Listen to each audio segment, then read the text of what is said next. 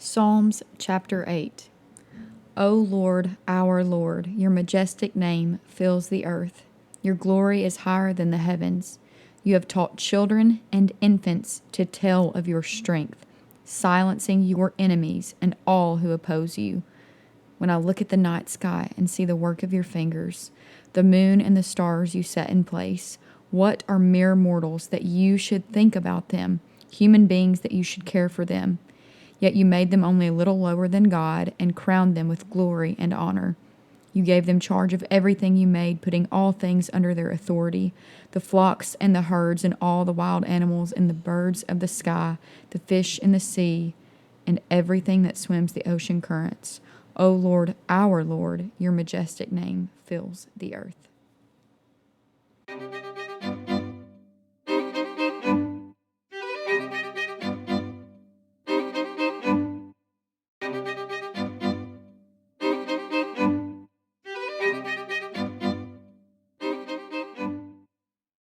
Hello, everyone. Welcome back to the Goodlivin podcast. I just want to say thank you so much for everyone who has tuned in and listened.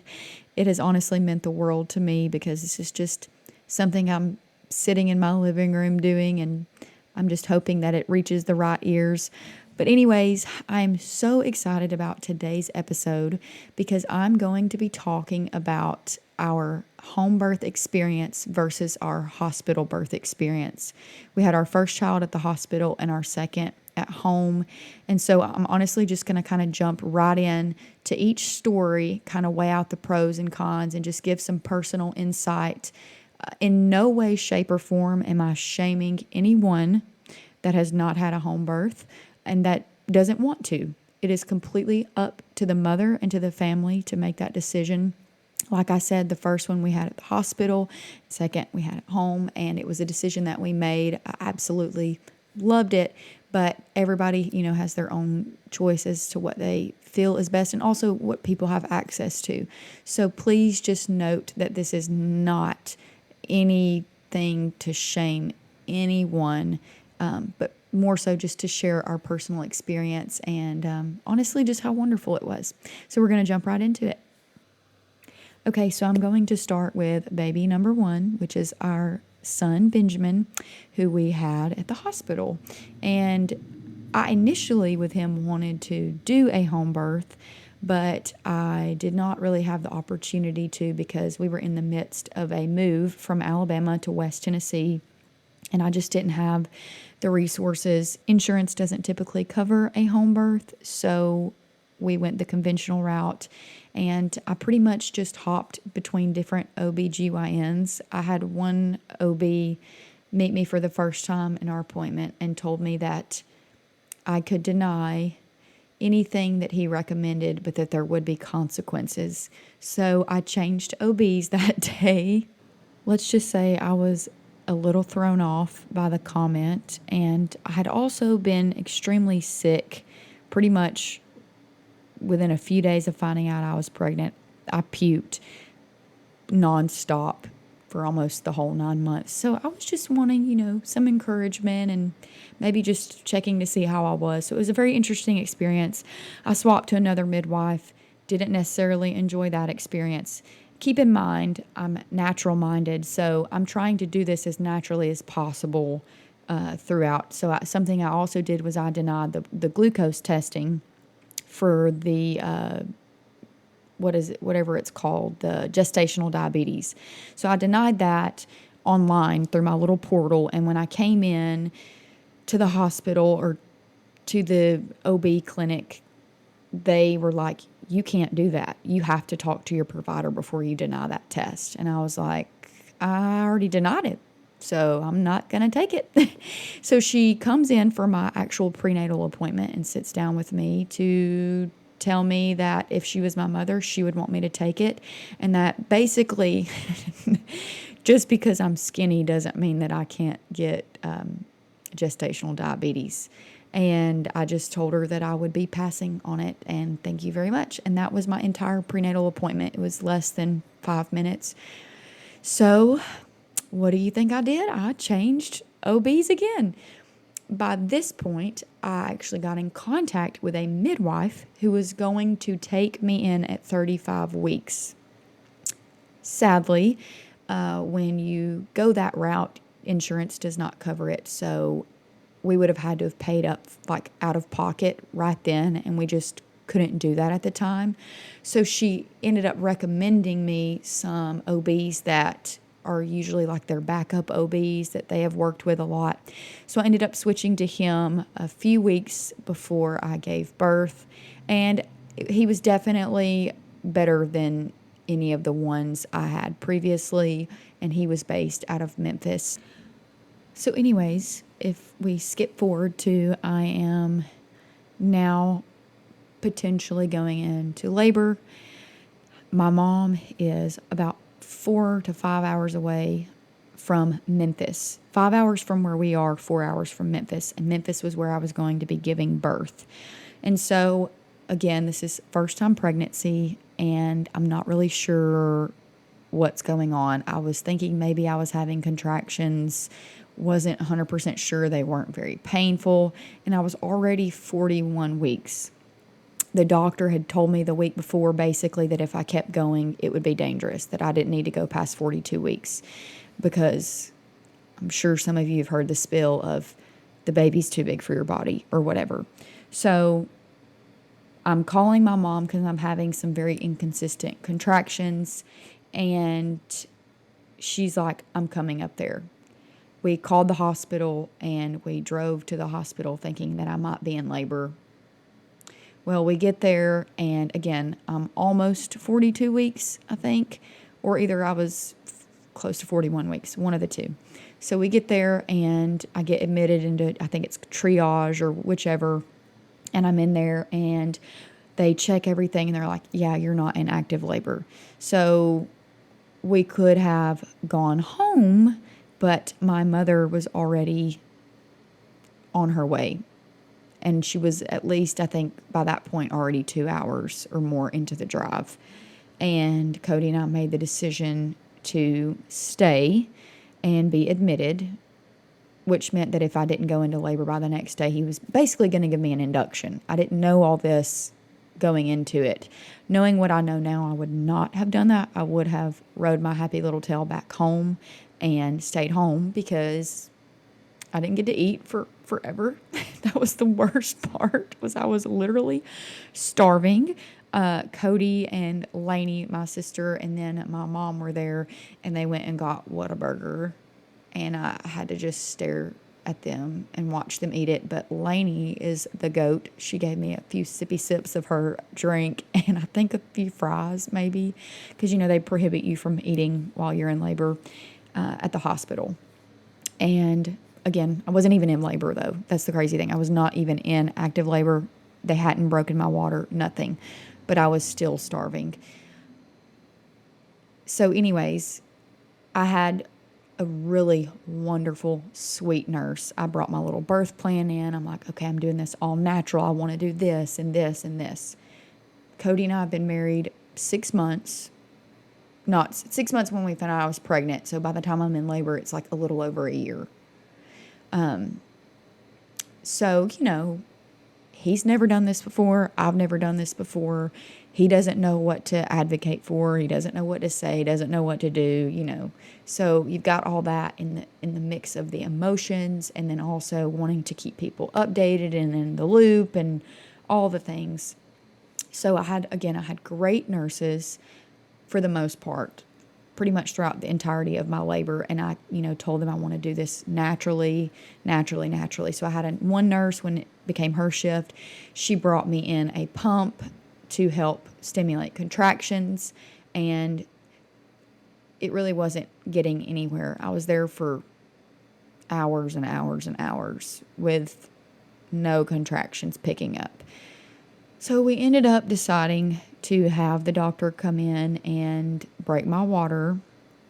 And pretty much after he did that, it was a downhill, just downhill climb. Not a climb, but a downhill fall, tumble, whatever you want to call it. It went downhill from there in terms of me getting to do it the way that I had always thought I was going to.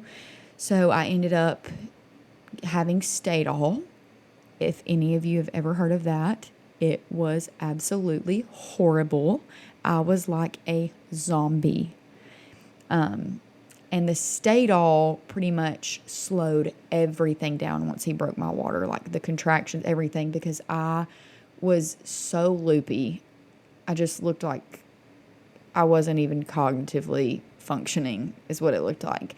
So after that kind of wore off, in the middle of that, they came in and gave me the epidural because when they had broken my water, the contractions got really strong and painful, and I was like, I'm in pain.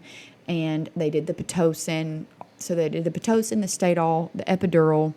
I also had to have an antibiotic or whatever because they said I had group B strep. So this is probably the most medication and most things that I've ever had in my body at one time. And by the time it is time to push, the doctor had left and was like, oh, it's going to be a while. No, it was within 30 minutes, and he comes back. They're like calling him in because the baby's coming, and they immediately put your legs up in the stirrups and just, it's like mayhem. A whole team of people come in there, and Cody's standing next to me and just, like swinging back and forth, just trying to console me, I guess, in any way he could, because by that time the epidural had already kind of worn off. The only thing is that your legs are numb, so you can't really feel how to push, but you can feel all the pain, in your pelvic area. So I'm pushing, and in the midst of me pushing, he just says like, oh, his head's a little stuck. And he said, I'm going to have to cut you. And I'm not all there. Don't even know what he's talking about. And obviously, after giving birth, I found out that I had an episiotomy. And he pretty much cut me. And I had to have 10 stitches. Benjamin was not stuck very long. I was not pushing for even 15 minutes before he came out. So he wasn't like stuck there for a very long time. There was never like a conversation had about it. It was just, I'm going to have to cut you. It's like, what? And, you find out afterwards, you're like, oh, that's what happened. So I did that, and he came out. Obviously, he was wonderfully healthy and beautiful, and they didn't really do the delayed cord clamping like I had asked, and then they took him away and start wiping him off and doing all the things that I didn't want done. And my mom runs over there with a cloth diaper. I had a little Dr. Seuss cloth diaper I wanted him to be in for his first diaper. And one of the nurses was like, you can't put him in that. You have to put him in the hospital provided diaper. And the other nurse was like, no, it's what the mother wants. So like I said, overall, the nurses that I had were absolutely phenomenal, and they were a blessing. And I had one nurse who was actually the first one that I had come back and meet Benjamin and hold him afterward. It was just so sweet. I still have the picture. She was a godsend, and so was, like I said, that second nurse.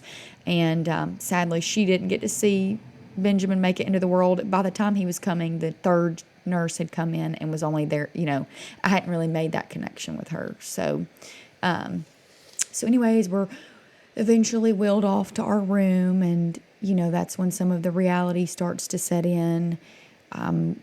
Waning off of the epidural. Then one of the nurses came in to take me to the bathroom and tried to make me walk on my own to the bathroom. I almost fell down because my legs were still so numb. And she caught me, thank God. And I showered, and, they took good care of me in that way. I did not have I would never want to paint this picture of it was this terrible thing. Definitely, I will say that the care that you receive in your home can be much more personalized.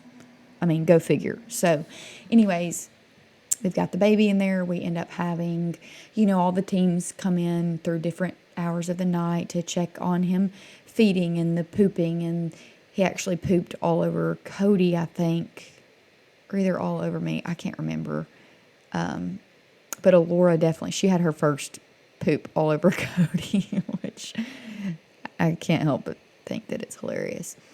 So anyways, this nurse comes in to do the hearing test, and I was just like, we're not going to do the hearing test. And then they're like, oh, okay, well, if you don't do it, you can get arrested or something like that, and you have to fill out this whole paper. And I was like, oh, we'll do the hearing test. Never mind. Because they were telling me that they had to take him out of the room, and I didn't want to do anything that would take him out of the room. And she was like, I don't know if we can keep him in the room, but I'll have to check. And I was like, I don't want him taken out of the room. And thankfully, the girl that actually came in to do it was like, yes, girl, he can stay in here with you. I'll do it all right here. So they did the hearing test. It's just crazy because you get so many different experiences. It really just depends on the person. And some people I can understand are, by the book, it's got to be this policy in this way, while others are more, mindful of just like what the patient desires and meeting those needs in that way. So it was just kind of a toss-up depending on which shift came in or whatever. And also, side note, I finally got that Whataburger I had been salivating over after we got into the room, and I was finally able to eat. So didn't even finish the burger, but it was a huge one, so it's okay. I definitely opted for that over the hospital food that they provide you. It was not appetizing in the slightest.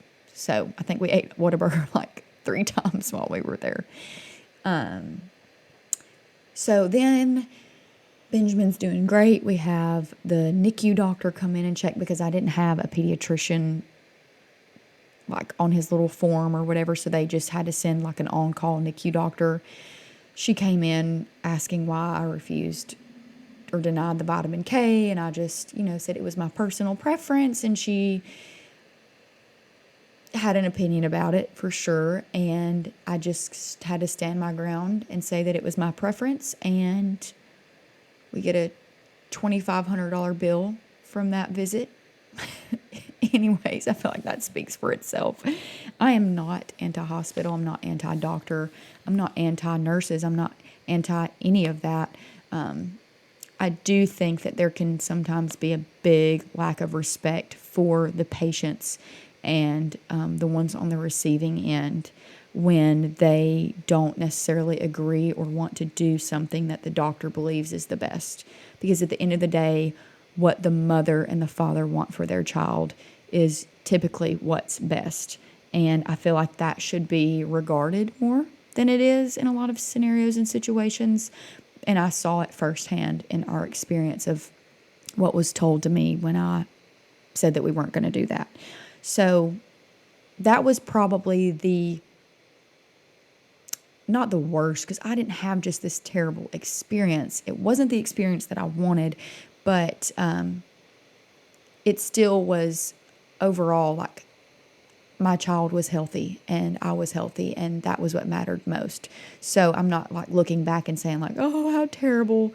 The Lord definitely blessed me the second time around, and it was so beautiful, which I'm going to get to that. But the part with that NICU pediatrician was probably the worst part, honestly, in the grand scheme of things. We end up getting wheeled out of there, getting home, and getting tons of bills afterwards. And the grand total for our birth with him and our room and board, it said on the bill, was about $30,000, and insurance covered about 80% of it. And it was a chunk of money. Anyways, that was, like I said, the grand total of hours after insurance. And overall, the experience, like I said, was not terrible, but it wasn't, at the end of the day, it wasn't what I had wanted and desired. Another aspect of that is also when it's your first time around and your husband doesn't really know how to advocate or what to say. he was just, and God bless him, he's the sweetest, but he was just very distracted trying to keep people in the loop and updated. And if I could recommend anything to the husbands out there, it's don't worry about everybody else. Worry about the woman with the baby that is about to come out of her body. Worry about her and not everybody else. We learned, he learned, and it was still that he was so innocent in all of that. But, and he definitely redeemed himself second time around. So that was hospital birth. And now I'm going to jump in to the home birth. And I'm going to go ahead and start with the price of that one, because that one was, you don't pay it up front, but you pay it over the course of 9 months.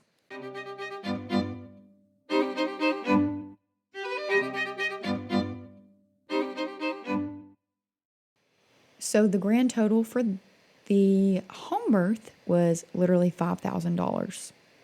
And that included prenatals, some testing, and these prenatals are an hour long. They're not where you just drive all this way and go in for a few minutes and have them check things. It's literally almost like, I would say, like a therapy session where they're sitting down, like, how are you feeling? What are you eating? What are you struggling with? And just getting a moment to kind of breathe. And this was in a, like a loft type area is where our appointments were. And there was a comfy couch, and it was super cute area and very cozy and welcoming. And so I did all my prenatals there. And obviously the $5,000 includes the birth itself and postpartum care. So I met, and I'm going to say their name because this was a wonderful experience. It's called Willow Tree Wellness. And my midwife's name was Tara. And I met with her the entirety. When I got pregnant with Alora and I was way more established in West Tennessee, I had already been on the lookout. And so I found her very quickly and got connected with her very quickly to make sure that I had the highest percentage chance of doing a home birth. And once I got signed up or whatever, you like pay monthly, and we were able to pay for it in full before Alora was here.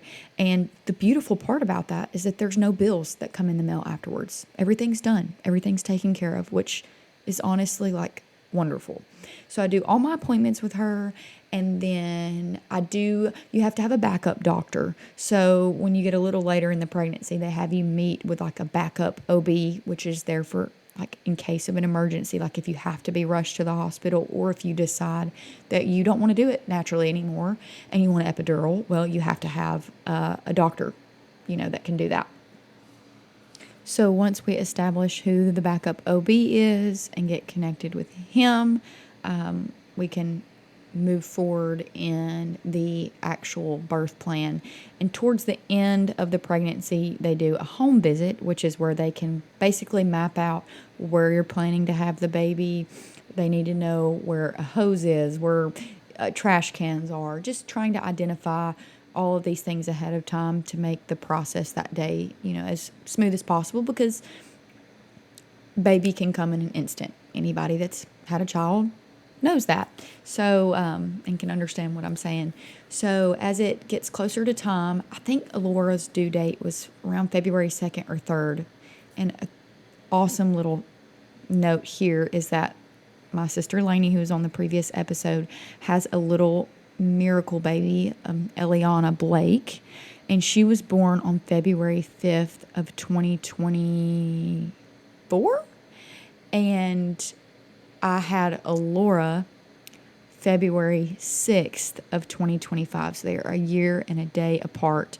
And so we have Eliana Blake and Alora Blake. So I basically say they're like twins, almost twins, because everybody always called Lainey and I twins, and we're super close. And so I just thought it was so awesome that we had daughters pretty much a year apart. Anyways, as I'm getting close to going into labor, I started to time my contractions and messaged my midwife, and I was like, hey, I think these are starting to pick up. And I was around 40 weeks at this point. And she's like, okay, just keep monitoring them. If you want, I can send the doula over there to do something called body work, which is where she has these, like, basically like a ball or whatever, and you move your body around and just kind of get some things amping up. And she said it can either, if you're really like going into labor, it can really promote it and speed it up, or if you're not, it'll just kind of slow things down. And they don't have to do cervical checks either. That's only upon request, like, of the mom. And so she did the body work, and I think she did one cervical check, and I think maybe I was 3 centimeters, maybe. I could be so wrong because I can't even remember. But anyways, this is around midnight when she leaves, and I was waking up on and off through the night because the contractions were picking up. I knew, I was like, okay, they're picking up. And I'm just breathing. I'm breathing through it all. And I have a little cart that I had purchased and filled it with my favorite snacks, because something I did not do enough the first go around was have enough food and snacks accessible at my bedside. So this time I made sure to have all my favorite things. Bob's Red Meal Bars, if you've heard of those. I think that's what they're called. The peanut butter and jelly ones. And the cookie ones, they were my top. I mean, I ate those like they were going out of style. And so, like I said, she comes to do that body work. Well, it definitely worked and sped things up. And I'm just working through these contractions, sitting in my bed. And around 6 a.m., she sends Laura, the doula, back out there. And Laura was like, okay, she's in active labor. So she reaches out to my midwife and the other midwife, because you have to have another midwife there. And they get out there. They start getting everything set up. So this is around 7:30 a.m. And I honestly thought that I was going to go like into labor and have the baby through the night. That was not the case. Benjamin was born at 7:50 p.m. I labored quite a bit longer with him, maybe double time, but it wasn't like super, super long. But with Alora, I labored from 6 a.m. to like active labor, I guess you could say. It was around 6 hours. And they get there and get everything set up.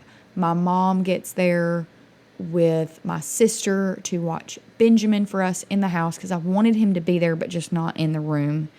And poor baby fell when he was outside. Our dog like had knocked him over while I'm in the middle of laboring, like really close to the end. I will never forget it. And so I was like, I've got a baby coming and my other baby is crying, but my mom did such a good job to take care of him and to keep him busy. And my sister was a big help too.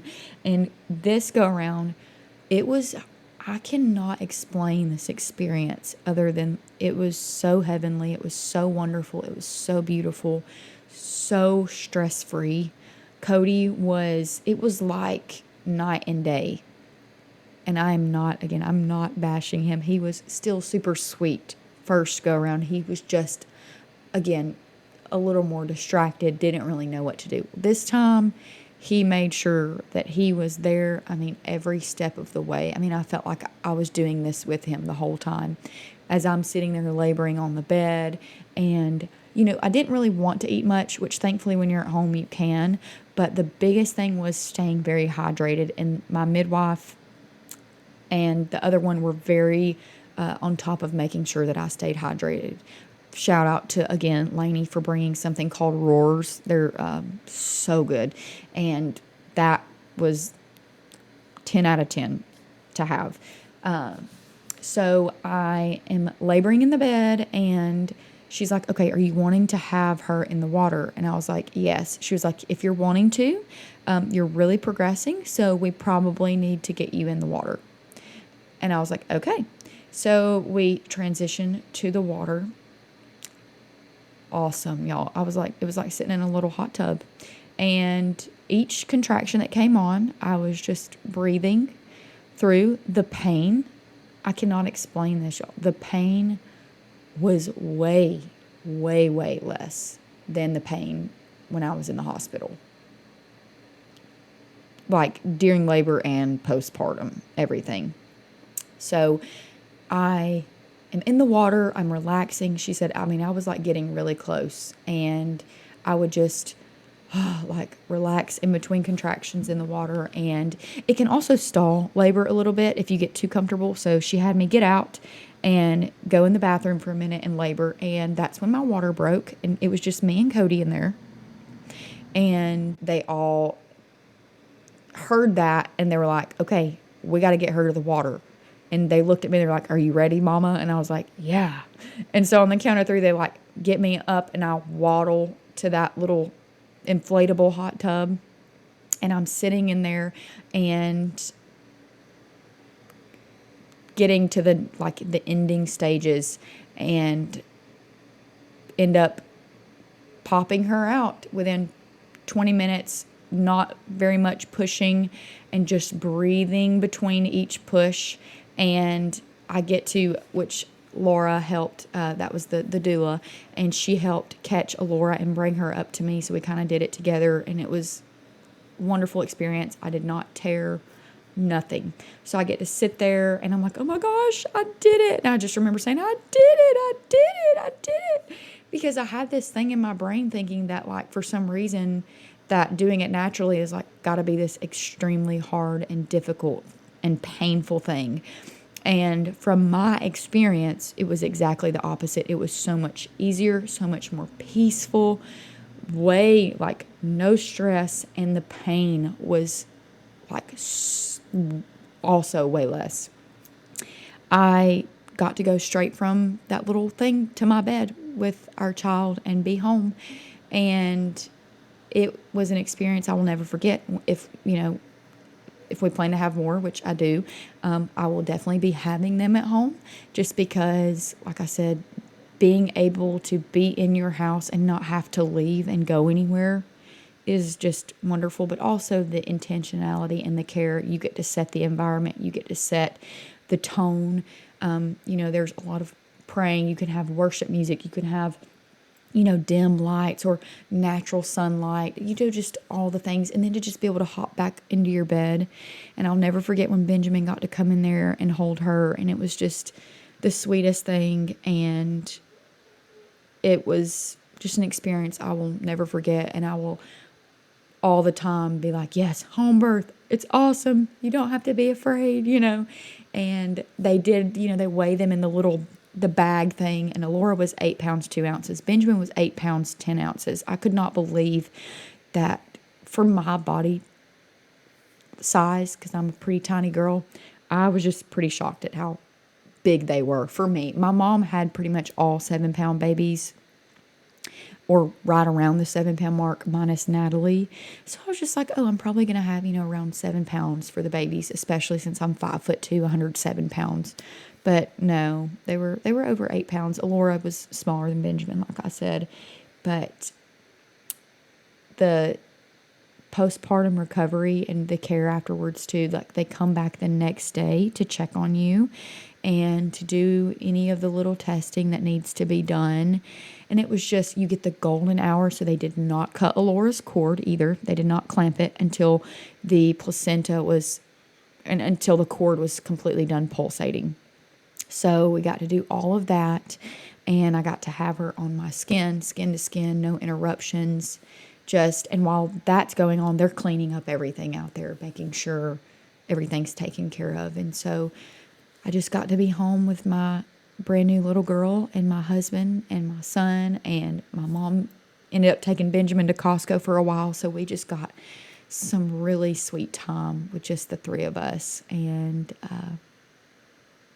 I could get emotional talking about it. And one of the reasons that I wanted to come on here and share about this was because I was listening to Dr. Axe's podcast the other day with Barbara O'Neill. And they got on the subject of home birth. And I just got so emotional listening to it because his wife had home birth. And obviously Barbara O'Neill, she actually ended up catching her own baby, one of her children. Super cool story. But, it's just something getting to see,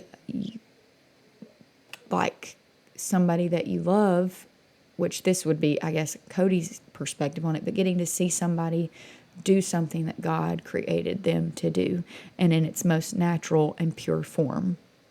And no intervention, no pressure, no stress, just getting to go in the order in which it was supposed to. And like I said, looking back at my hospital birth, I saw a lot of things that I'm like, oh my gosh, if only I knew then what I knew now. But I had to go through a process of being like, again, I had healthy babies. I can't complain. I'm so thankful that my children are healthy, that I didn't have any really issues as far as recovery overall. I will say recovering from the episiotomy, that was actually a lot more painful than I thought it was going to be. Within 5 days of having a Laura, which I do not recommend this is very stupid, I was up and mopping our floors.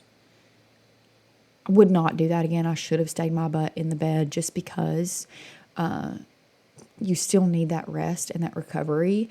And I didn't do that again after I mopped, but I was up mopping the floors. Like I felt like, I was like, oh my gosh, I feel like $1,000,000. How do I feel this good? So anyways, needless to say, the home birth experience was just surreal. And I look forward to being able to do it again. And like I said, the reason I wanted to share it also was because I want to speak directly to any mothers out there who are, looking into that or who have always thought about it. And you hear this really fearful side of it of like, well, what if it's an emergency and they don't have the same access or the same training and blah, blah, blah. Well, the midwives, like certified midwives, go through extensive, like years and years and years of training, and they are trained for emergency situations. But that's what they did for thousands and thousands of years before we had hospitals and more conventional births. Was they were doing it at home, and there were midwives that were birthing. And I keep thinking about when the Israelites were in Egypt, and it was talking about how the Israelite women were pushing out babies so fast that and the midwives were birthing, helping, deliver the baby so quickly. And I was just like, they did that. And it was like, if it was fast and easy back then, I was like, why can't it be now? Because we see, especially today, a lot of things that happen in births that I feel like can be avoided or are unnecessary. And like my episiotomy, I was never asked. And one thing my midwife told me, she was like, we're never going to do anything to you, even in an emergency. We're never going to do anything to you without asking you first and giving you the opportunity to make an informed decision. And I also had built that trust and that relationship with her. So I knew that if there really was an emergency, like she would tell me and I'd be like, yes, whatever you have to do. But it wasn't like that with the doctor, which I know I also went from multiple OBs, but it was because I never felt like I was supported or going to be, listened to. Like I said, the last one was definitely the best one, but I just still didn't make that connection. And so I just really do feel like there are things that could be minimized, I guess, as far as like, you see a lot of inductions, you see a lot of, just intense labor pains and postpartum, and there's just so much science behind, going through the vaginal canal when the baby is being born versus C-sections. Again, I am not shaming anyone who has had C-sections. They have been life-saving and they have been wonderful to have, but I do know people that have had unnecessary C-sections where it's just a quick, like, if you don't do this, your baby's going to die. And I think sometimes the verbiage can be taken to a major extreme, and, mom and dad are like afraid, like, because who wouldn't be? Like, that's my baby. Like, do whatever you have to do. I know that my sister had a C-section, and in the state of Alabama, if you have a C-section, you can't have a VBAC after that. Like, it's literally illegal. And she would have to come across like state lines to Tennessee to be able to have a vaginal birth.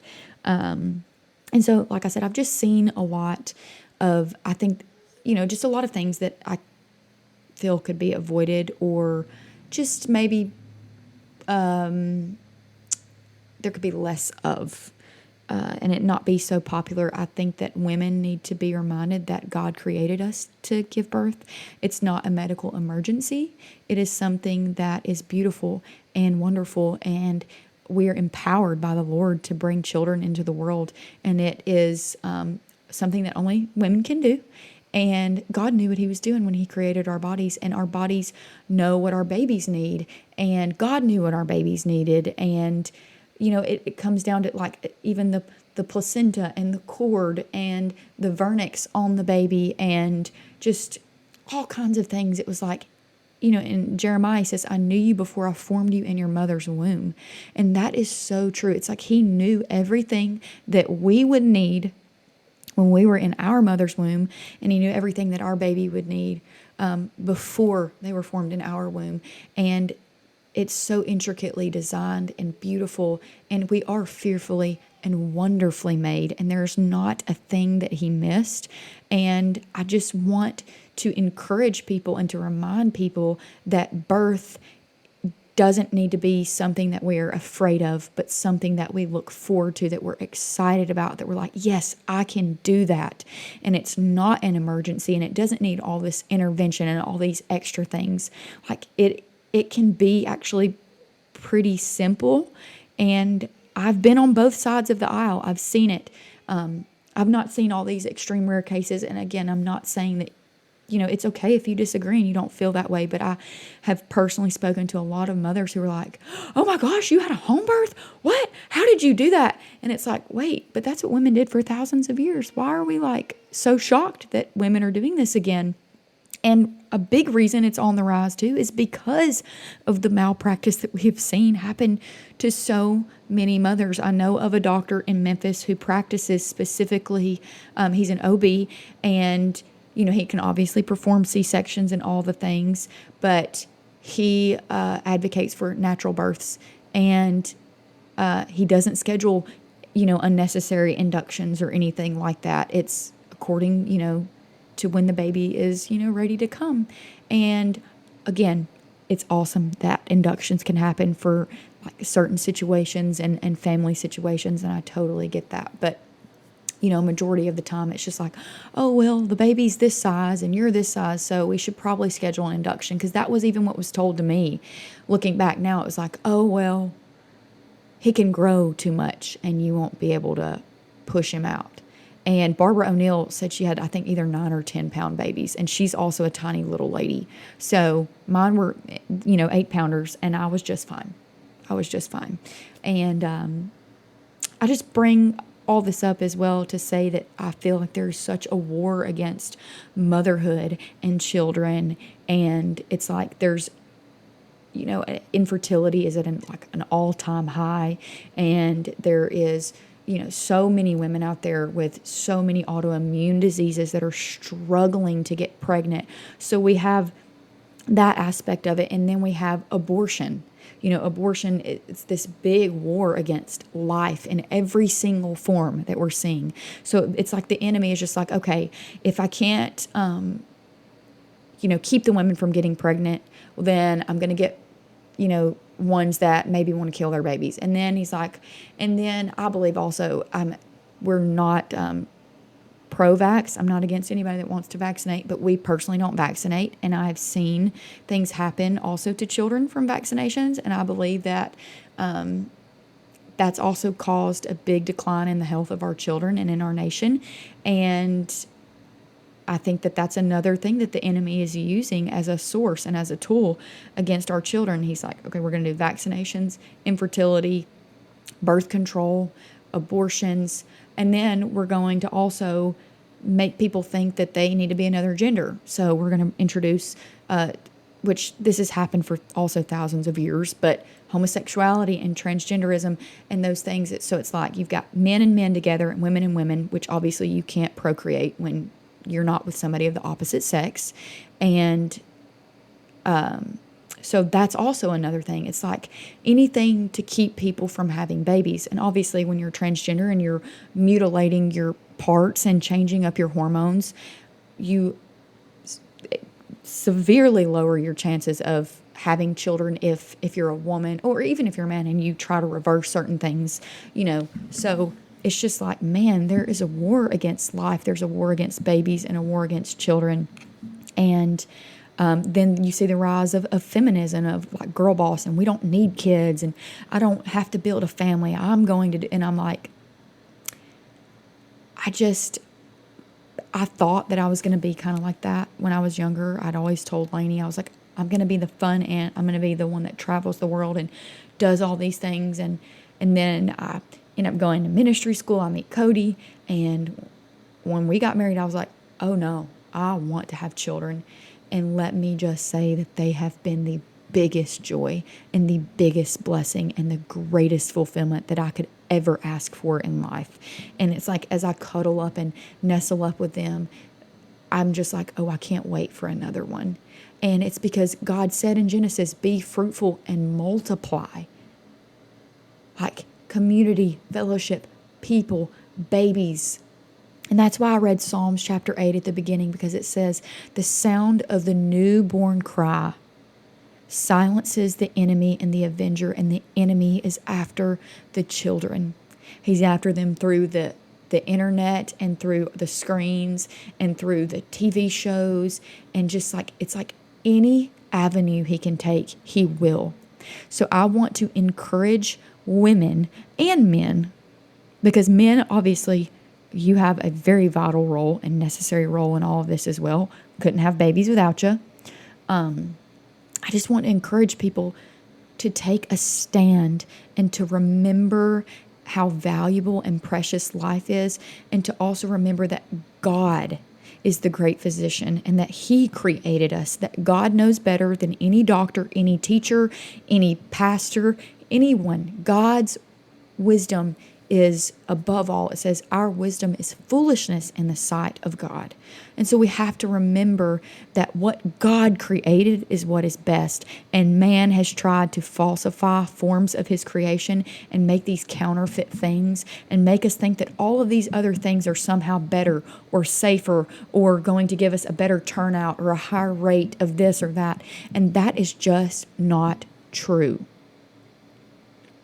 And I just implore you, I hope to just kind of not provoke you, but to just like also encourage you to just recognize who you are as a human being and what God has created you to do and your body to do. Yes, we should steward our bodies well. Yes, we should tend to our temples. Yes, we need to be mindful of what we're eating and what we're watching, what we're putting in.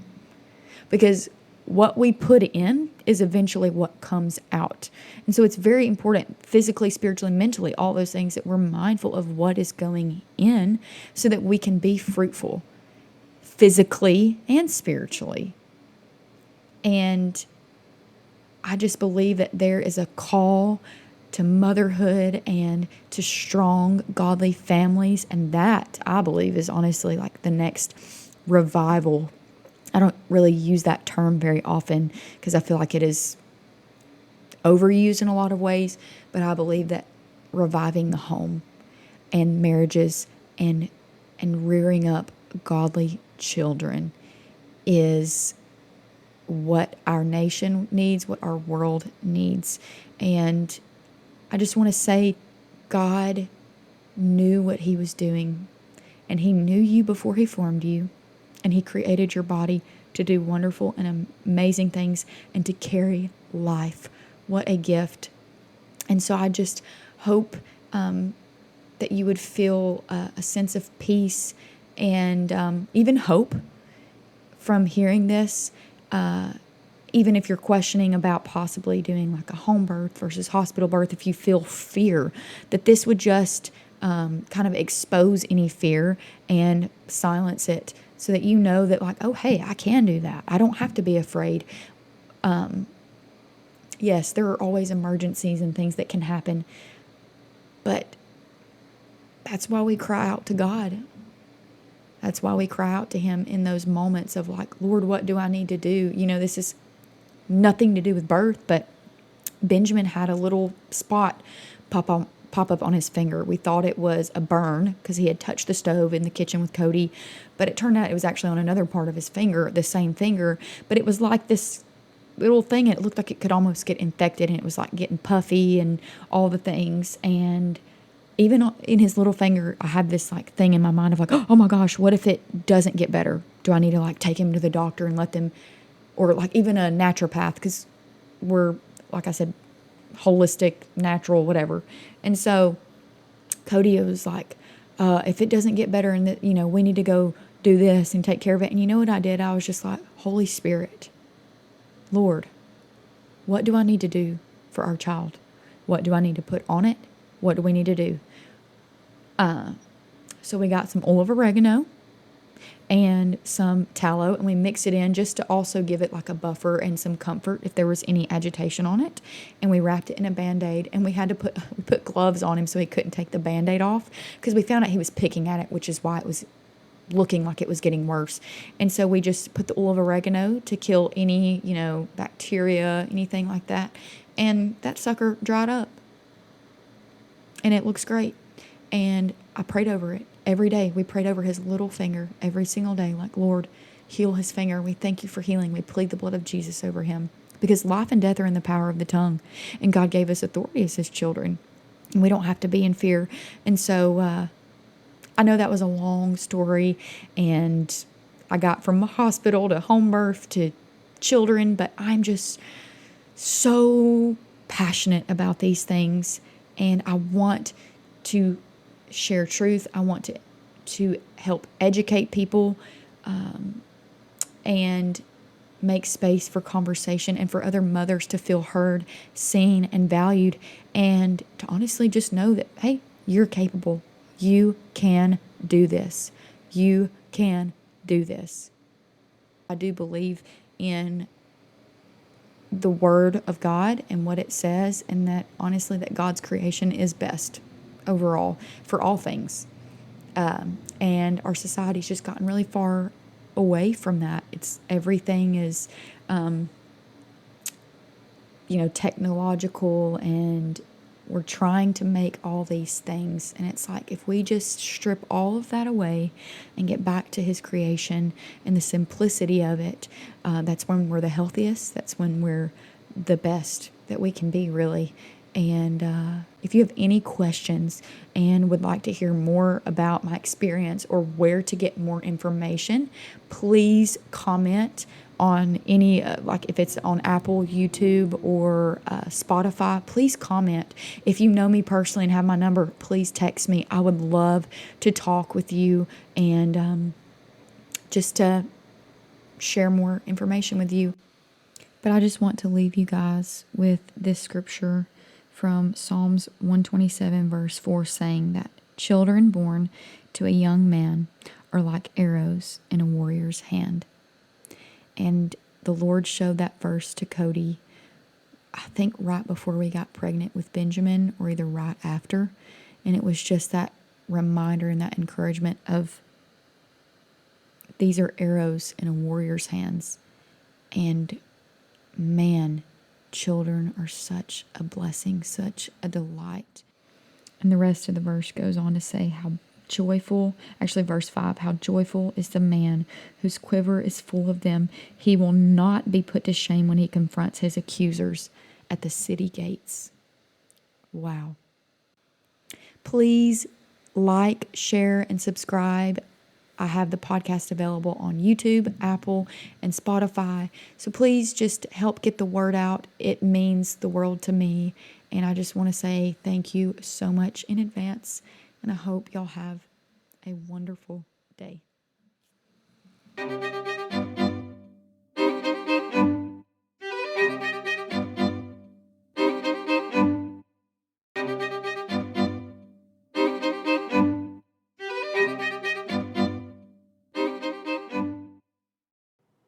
What does a good life really look like?